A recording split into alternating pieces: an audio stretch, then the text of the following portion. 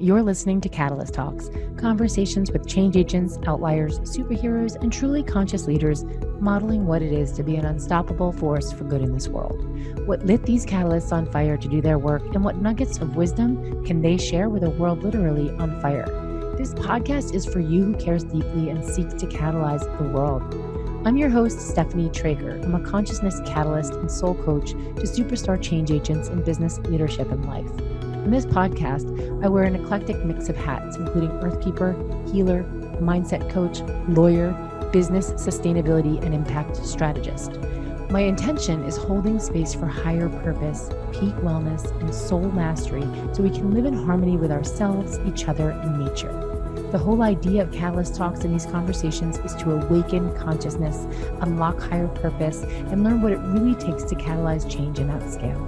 Subscribe to our new podcast and help us grow. We're aiming to reach 1 million people at least in 2020. Let's wake up the world together. Hello and welcome back to Catalyst Talks podcast. I'm your host, Stephanie Trager, and today we are in part 4 of the Unlocking Higher Purpose series, and today we're diving into soul mastery. There are 6 parts to this series, and we have already covered speaking our truth, identity and soul, peak wellness and purpose, which was last week, and today we're diving into soul mastery. If you would like the deepening questions for each of these parts, including today's, please head over to stephanietrager.com where you can sign up for the series and you'll get the questions in your inbox. We'll be sharing these questions in the form of a workbook at the end for all of those who signed up and who are staying true to this process, because we're going to go deeper and deeper and deeper. And it's really an honor that I get to bring this content, this information, just this personal sharing to you in this time where we are in such a huge cataclysmic transformation on this planet. And I know so many people are going through their own inner journeys, awakening to who they really are. And that's what this is all about. That's what higher purpose is all about. So before we begin today, I want to invite you to take a moment to just pause and be present. Pause and be present to where you are right now. You know, if you're driving, if you're walking, you don't have to stop, but just pause in the moment, because so many times when we are driving or doing anything or walking or running or working out even, we're not really even present to that which we are doing. We are thinking about a million things. Our sensory overload is just reached maximum capacity as humans on the planet. I mean, I'm pretty sure there's more to come. It is just a lot all the time. So I invite you to just pause and be present with yourself right now, because this is what soul mastery is. It's being present with yourself, being present with the vessel you are living in. This is why we did peak wellness before soul mastery, because it's so important to really understand your body and the vessel that you live in and all of the different parts of yourself that are impacting your body and that are impacting all of your bodies. So we have several different bodies and each one impacts the other. So we're not only just impacting our physical body is impacting our emotional body is impacting our energetic body might be impacting our mental body. So we have a lot of bodies, and it's really important. In the Peak Wellness episode, I shared how to really come into presence with those bodies of your own, so that we can actually create space to be with ourselves. Like when you're sitting in meditation, for example, or even in a moving meditation, you're walking or working out, you might be very present to the piece of your body that hurts, or you're present to something going on in your life that's causing an emotional upheaval, or whatever is like calling for your attention. We're more present to that than we are to actually knowing who we really are. That's what soul mastery is all about. So check in with yourself right now. Allow yourself to be present to what present feels like for you. Because we're so busy, we often don't even know. And as we dive into soul mastery, it's my intention that you who might be listening are going to experience a greater awakening, a greater connecting to who you really are. And higher purpose is a path. It's a practice, a way of being, a force of becoming. It's an essence, an actualization. And it's also an element of soul mastery. And when we realize who we really are, we realize there's so much more to realize, to know, to learn. It's not an endpoint. It's this ongoing evolutionary journey that we're here to experience. And so I look at this, and I've been just studying this since, I don't know, since I was like a teenager, even younger. I've been like really curious about this soul for so long because I just always knew there was this higher voice, this other voice. Who are these voices in my head? What are they? And so I would sit with them and like really try and understand, who are we really? And nothing really made sense in my life growing up as a kid because it wasn't explained to me this way. And so I set out on my entire life, decades and decades of really understanding. And I've only skimmed the surface. I am not a master. I am not a master. I am a student. And I am so deeply grateful for all of my teachers. And at times I am my own teacher. The truth is that I have been seeking to know what it is, this other voice, this other essence, this other thing that I always feel and know is there. That's our soul. It's our soul connecting with the experience we're having here. And so the great Hellenistic philosopher Plotinus, I've studied a lot of Plotinus, and he's a very deep philosopher. In one of his writings, the Enneads, he talks about the three principles that are the one, the intellect, and the soul. And so you could really spend 3 years studying just what that means. The three principles are the one, the intellect, and the soul. And another way of looking at this, and ancient philosophers, I wouldn't say that all ancient philosophers were actually what we would call philosophers. They were just trying to figure out things because they didn't have Google, right? And they were interacting with the energy of the universe. They were interacting with the energy of their experience with nature, with the cosmos. And so I wanted to share this real trinity that has been passed down in a common way among so many different ancient cultures. And it really is what I want to launch in today, is that if you can picture three circles, and in one circle is nature, another circle is the cosmos, and another circle is soul. And all those three circles overlap. And in the center where they all three overlap, that's us having an experience here right now. We are nature, we are part of the cosmos, and we are part of soul. And then we have an experience here, right? In our experience, if the more we can come into alignment with that essence of, oh, I am nature and I'm having an experience here, like experiencing nature, because I'm also part of the cosmos and I'm also part soul. And then I have this identity.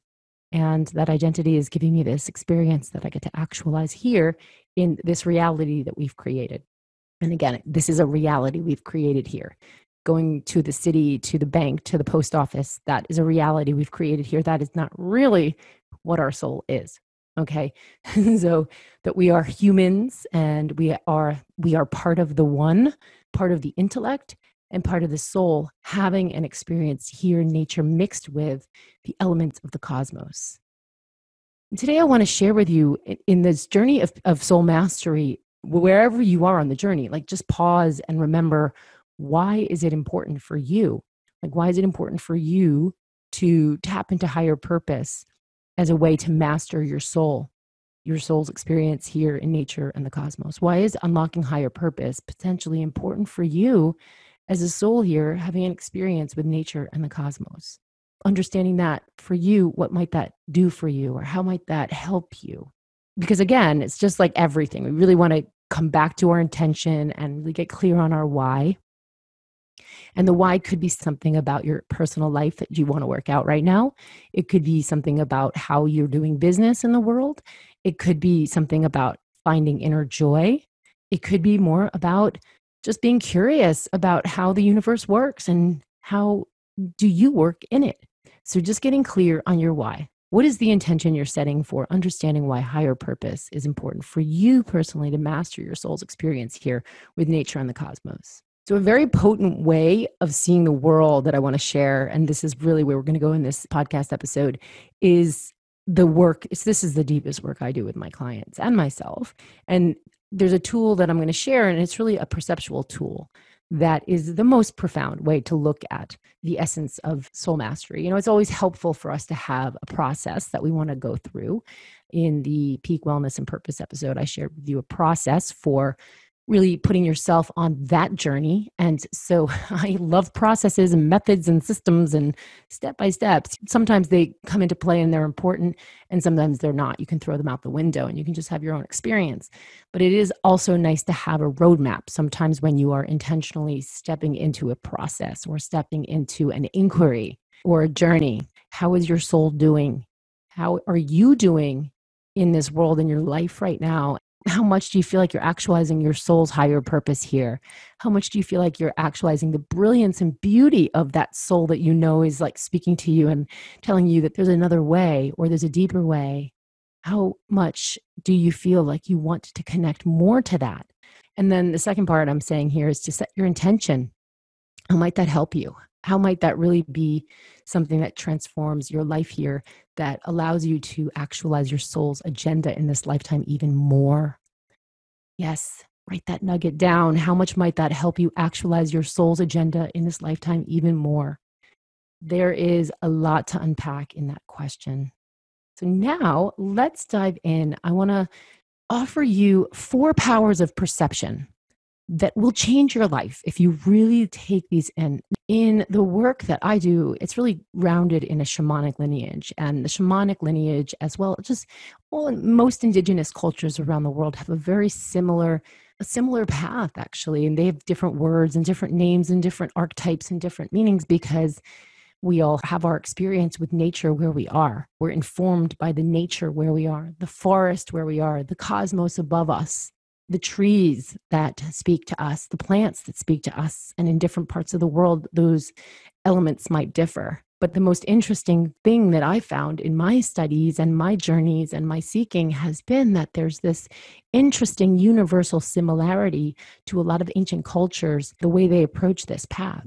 And this path is a medicine wheel. It's a medicine wheel journey, a path of really going into these parts of ourselves that we often don't sit with and really sit with in a very specific capacity and perceive these components of our lives and how we're experiencing ourselves with nature and the cosmos and our soul. So these 4 powers of perception are the factual. I'm just going to really be like, this is the way I look at it. It's the factual or the literal. And then we have the emotional, and then we have the soul, and then we have spirit. And if we sit with each of these 4 directions, I'm going to leave that part out for this podcast and how that all plays in with archetypes and the deeper journey. But this is just these 4 powers of perception are very powerful on their face as they are by themselves. And the factual, we're going to start with there. We're going to start with the factual. In the factual, we look at our life and we say, like, the literal, from a literal sense, this is where most of us live all the time. I mean, we live in a place of the factual, the literal, and the emotional. That's where most people on the planet live from, especially in the Western world.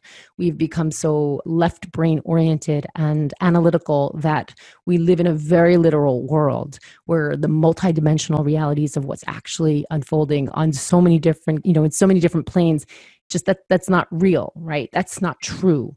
Only evidence-based reality exists. And so this is the literal sense.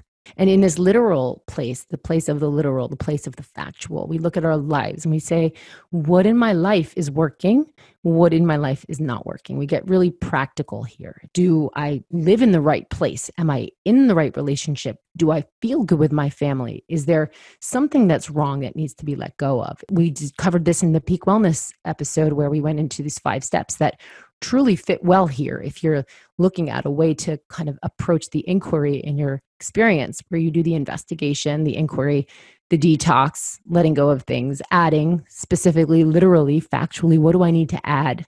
It's a very practical, factual, analytical process that we did in Peak Wellness. And again, you can take that and make it not from the factual. You can take the 5 steps from the Peak Wellness episode and apply it to each of these 4 different perceptions and go deeper. That's part 2. That's intermediate. But for this episode, let's just come back to soul mastery and higher purpose.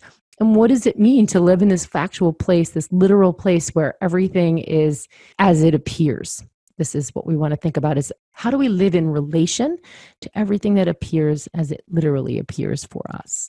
That chair sitting over there, the chair is literally there, right? Like when I was going through this, so in the medicine wheel journey, when you are really on the path in the process, to do this work means that we have to show up when spirit calls us to do it. And we know. You just know. Because when you can't unknow that, because there's nowhere else to go but do the work. If you're in the journey and you know there's nowhere else to go but to do the work, then you have to show up for yourself. You have to show up for spirit. You have to show up for the process. And so this is a process I'm offering here. Years ago, I was having an experience that brought me to the wheel, to the medicine wheel. And it was such a profound experience, because what happens is when you show up to do the inner work, the world will respond to you. That's when I say spirit will show up for you. The world will respond to you. Your experience will respond to you. And it might not always be comfortable. It might not always be easy, but it will always be beautiful when you can step back and see what is really going on, when you can perceive what is really going on.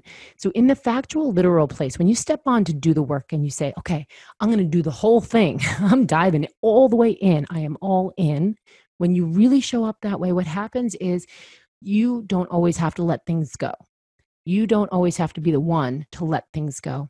You will experience the letting go of these things, whether you like it or not. And that's how it works. And when I was going through this, I was living in an apartment in New York City, and this was decades ago. And I was so unhappy living in that experience and commuting where I was working at the time and in Manhattan. It was so out of alignment with everything for me. And I knew I had to leave and move. And I'd been thinking and talking about it for so long that I had stepped on. I had made the commitment. I was all in. I had a teacher. I was really going through the medicine wheel journey myself. And when I went away to go and deeper practice, when I was sitting with my teacher in Utah, for example, and I came back home to New York, my apartment was unlivable. The building was sprayed for bed bugs. And I kid you not, I could not live in my apartment ever again.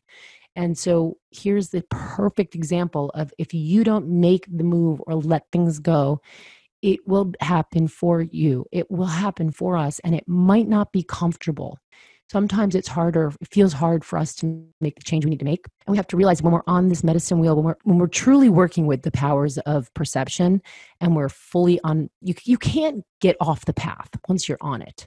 It's unfolding for you. And so you can kick and scream, but what's going to happen is things are going to be let go for you. So in this literal factual place, we look at our lives and we look at actually, what's going on in our life from the literal perspective. Like, where do I live?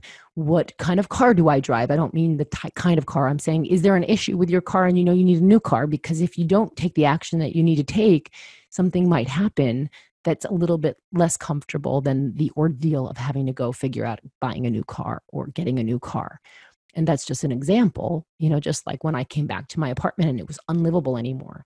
That was very uncomfortable, having to deal with that experience, because there was so much like aftershock that would have been much easier had I just packed up and gone somewhere myself. So in the factual, literal place, when we're really perceiving, we step back and we perceive our life and we say, what's good here? What needs to go? Where am I holding on? We do a process, which always not that easy and clear and obvious, but we have this opportunity to do the inventory and get really clear on what needs to go in our life. Because if we don't let go of it, it might get let go for us. This is where illness sometimes happens for us, because if we don't let go of things on the spiritual, emotional level, and we'll get there in a second, this is where things manifest for us, not to us, for us. And there's always this opportunity for the deeper inquiry to remember that if we don't do what we need to do, then it might happen because it needs to on some level. So when we're looking at the powers of perception, the factual, literal is a place where most of us live in this Western world, where we really believe there's just this literal reality of what we see. But remember, there is so much more happening in the invisible, because we are multidimensional. We live in a multidimensional reality. And this factual, literal place is very much three-dimensional. This is the 3D reality we're living in here. Factual, literal. Let's move on to the emotional piece.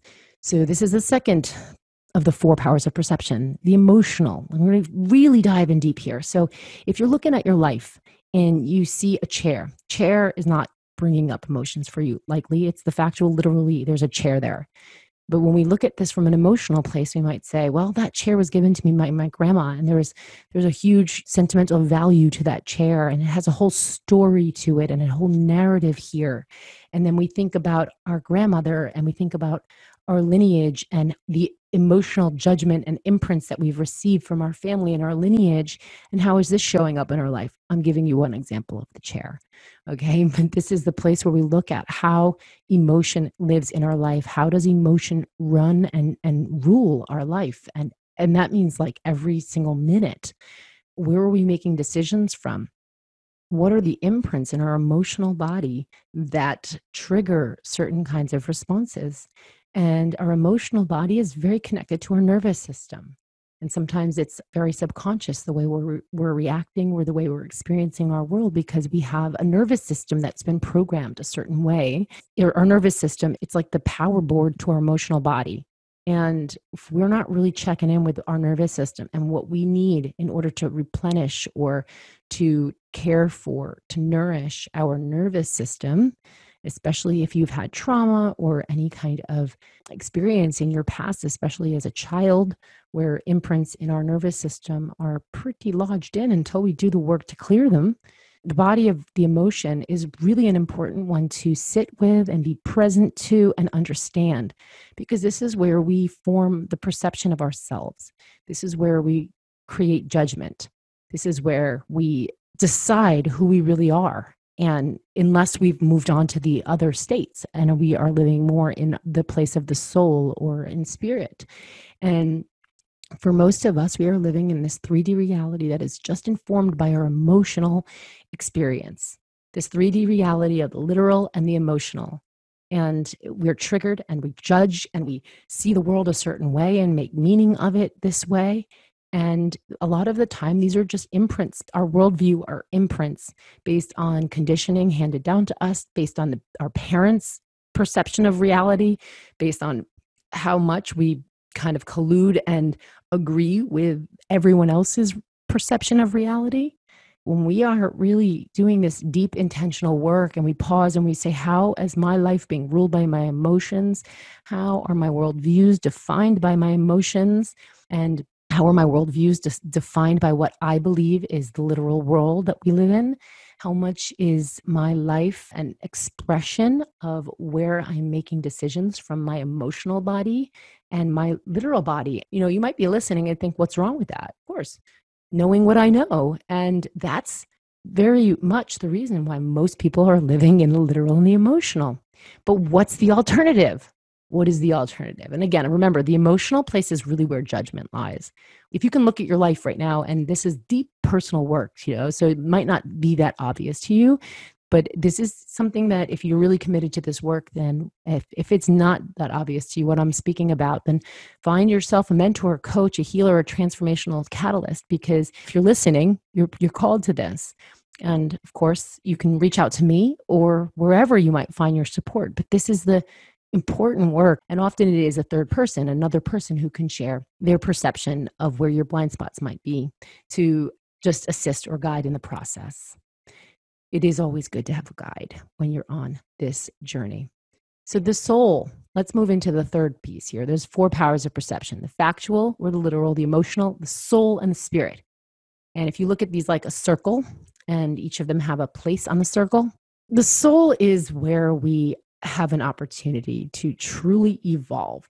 When we can perceive the world from the place of our soul, when we can see with the eyes of our soul, not the eyes of our conditioned emotional response to reality, not the eyes of what we believe is literally the truth of reality, but when we can see from the soul, it's like we have glasses to a whole other reality of what's going on in the world. And when we see from the place of the soul, it's like a mythical experience. The mythical world allows us to access higher states of consciousness. When we access higher states of consciousness, we see how things connect.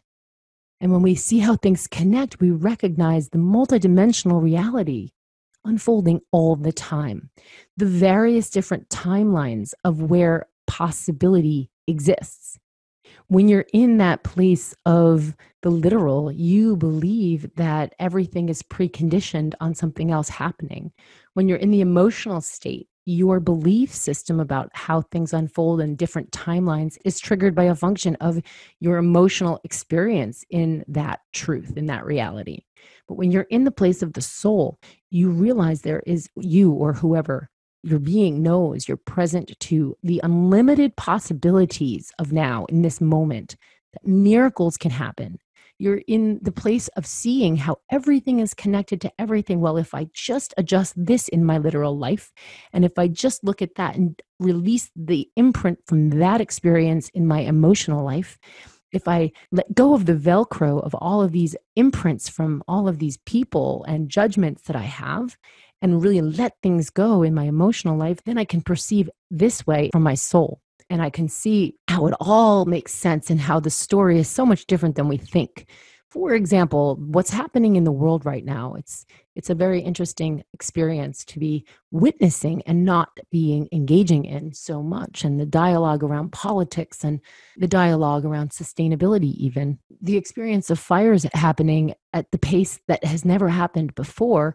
And what is that doing? And we can look at the world and we can just be in a state of complete crisis and crumble on the inside.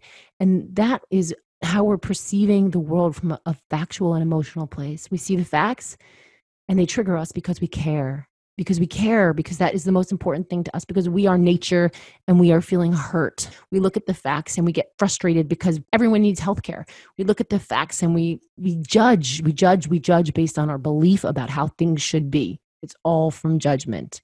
And then we respond and we have an emotional response. When we step into the place of the soul and we perceive that experience in a different way without judgment about why did that happen to her? It's such a bad thing.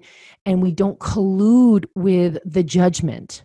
We can see it as a different experience, as a different opportunity. And this is hard. I had a severe accident as an infant when I was 17 months old. It was severe. And having to live with that experience my whole life, it left me scarred in a way that really wasn't, it was a physical experience and obviously emotional nervous system trauma. 17 months is pretty young to have that kind of experience. And I really have to say that people judged that so much. And this is where I think I learned that this happened for me, not to me. Is it fair? Is it unfair? Like, who's to say that? When we look at the fact that we are souls here having an experience, why would we place judgment on someone else's experience, even if it's hard, even if it's bad? We are colluding with a story about that. And so in this place of the soul, there's a whole year of work we actually do on this in the Evolve program. However, it's really challenging to wrap it up in this short podcast episode. But I want to leave you with this piece about judgment and how it really, coming from this place of the soul, offers us an opportunity to stop judging the world based on what we think should be, because that's emotional. That's the literal 3D reality. Start coming from your soul and asking questions like, what opportunity is present for us to transform humanity? What opportunity is present for us to transform how we live in harmony with nature? What opportunity is present for us to evolve and be more conscious as souls so that we can create a better world for humanity and nature? And we can just enjoy our experience as souls actualizing here in this experience with nature, the cosmos, and each other. Those are the questions that I'm asking all the time. And do I get caught in my emotional triggers? Yes. Do I get caught in seeing the world 3D and factual and like have an emotional response about that? Yes. But the work here is to come from that place of the soul and do the deeper work, seeing the world as this mythical place where timelines don't exist in the same way we think they do in the factual, literal world, where the gifts of our ancestors and the gifts of nature and the spirits and the elementals and the beings that are so invisible to most people, that there's this whole other dimension. They're multidimensional realities unfolding all the time. And when we put ourselves at the center of the universe, we can't see that. We can't see that we are not the only things, living beings on the planet. We are not the only narrative or possibility or story that exists at all times. When we are really, when we really, I'm laughing because I see such a different reality than most people. And even right now, I see such a different reality floating around me that it's hard to even fathom why limit ourselves to this one literal line of possibility. And that is the story of what we think the world is and where we fit in it. So, this is the work we do in the place of the soul. And when we expand there, when we can really expand there, we become very powerful at creating with the universe, at co-creating with our soul, with nature and the cosmos.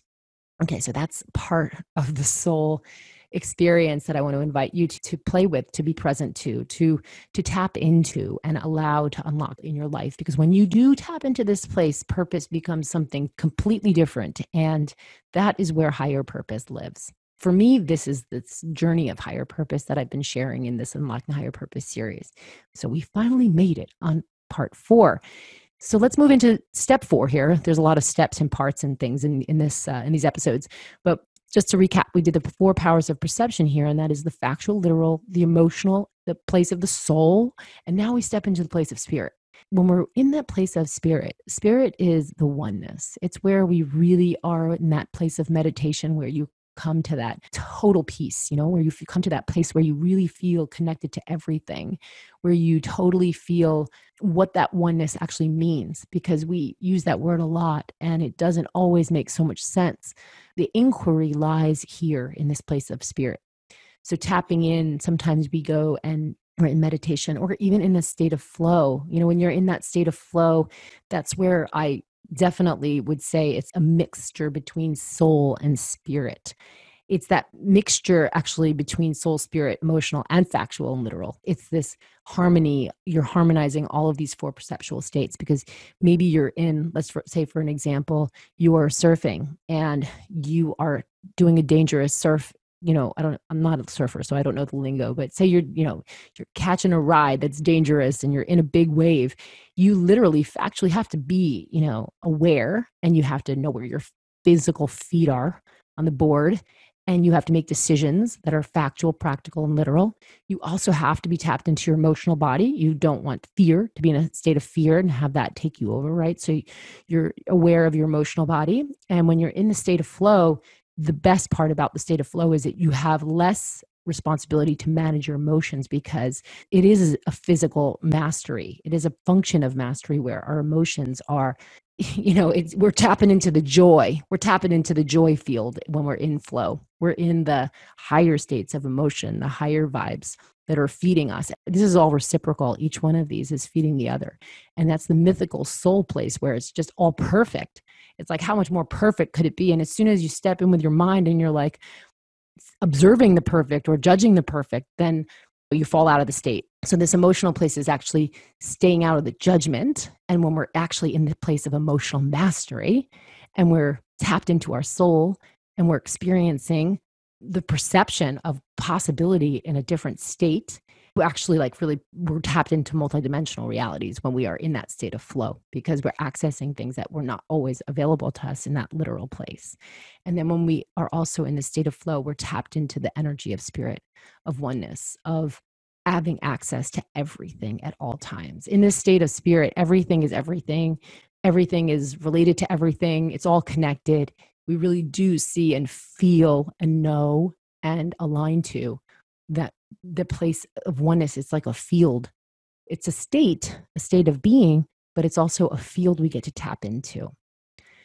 Each of these 4 powers of perception have so much depth and so much deeper to go when you're on your personal journey, obviously, than this short podcast episode. I wanted to just give you this high-level overview and invite you to come into your own process and be present to what is alive for you right now that is calling for transformation in your life, in your experience, and how can you apply this process, this practice to your journey to allow you to access higher states of consciousness, to access the truth of your real, your personal situation, in the literal sense, the reality of how you might be responding to life in an emotional capacity versus from the place of your soul, which allows you to have access to so many more dimensions of possibility And then how often are you living from the soul, that more fifth dimensional reality where anything is possible and you can collapse timelines and you can move mountains and you can really see the world in a mythical way and perceive and stop judging. And, your worldview has completely shifted from this place. I just want to pause here. My experience, I've been very blessed over my years of environmental activism and then my spiritual seeking, where I've had a lot of time spent with Indigenous communities. And being in that experience as a young, in my early 20s, like 20, I was 20 years old, having the first real deep invitation to sit in ceremonies and be with Native people who had a completely different worldview than where I just came from in my life, from my family and my growing up and my college experience. I realized that, whoa, there's like a whole different paradigm that people live from. And what a paradigm means is, and the name of my company is actually Intentional Paradigms, because really, when we look at the world we're living in, we kind of collude with the paradigm. A paradigm is a set of rules, beliefs, or assumptions by which a group or society live.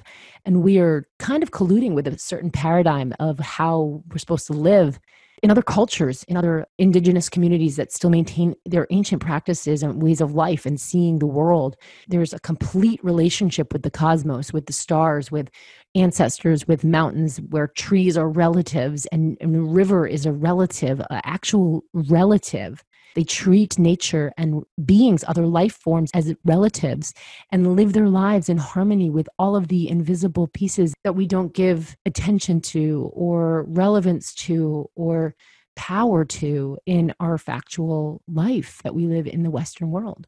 And experiencing this at a young age has crafted my life. It's guided me on a journey to learn more, to connect more with my truth. And I realized that, oh, this is my reality too. I get to live in that paradigm too. And so the opportunity here for all of us is to really shift the paradigm that we're living in. We talk about systems change and systems thinking. That's a literal way to perceive the world still. It's still in the factual literal. And connecting the dots on different industries and how we're living in manufacturing and the regenerative circular economy. These are great solutions. But if we're continuing to live in the factual literal world, we're creating another factual literal experience. And what we really want to be doing is creating a mythical world where we live from our higher states of power, higher states of purpose and perception, where we really don't have to live in fear that we need to create all this stuff in order to be okay. I mean, that's just minimizing it, okay? But where we really see that we are not the center of the universe, and how do we create and live and create a new world from that place where we're not the center of the universe. We are commingling and colluding with a different reality instead. That's something that we haven't all dreamed up together yet. And I caution the systems change in industry now, which is a whole thinking, a school of thought, to really come back to the roots of which perception are we thinking from? Which perception are we planning new systems from? And if it's the same as we've always lived in, is that really going to change things for us and give us the best opportunity to expand our consciousness and co-create from that place of the soul? So this is the journey of soul mastery. And there's many, many, many people who are waking up to higher parts of their souls as we speak and as we be right now. And it's a blissful time to be alive. So let's commit to letting go of judgment about how the world is right now and choosing the different reality we desire instead, recognizing there's a whole multitude of multidimensional possibilities unfolding in the now. And we're being invited to choose ours, to choose the one that resonates most with our soul. And the way to do that is to connect with your soul, to learn what your soul is, to let go of seeing the world in the literal and emotional all the time, and to choose to come from the place of the soul.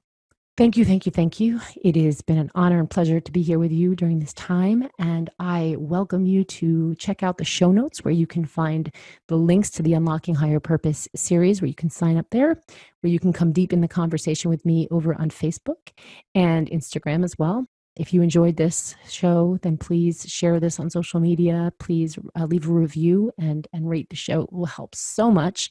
I appreciate you, and I'm so grateful I get to be present with you today. Thanks for joining us on this episode of Catalyst Talks. Stay tuned for what's up next, and please subscribe to our podcast wherever you listen. You'll find those links at catalysttalks.com. Join us as we continue this conversation on social media, and if you'd like to reach out to me privately, you can send me a message at stephanietrager.com. Your attention here means the world to me. Thank you, thank you, thank you.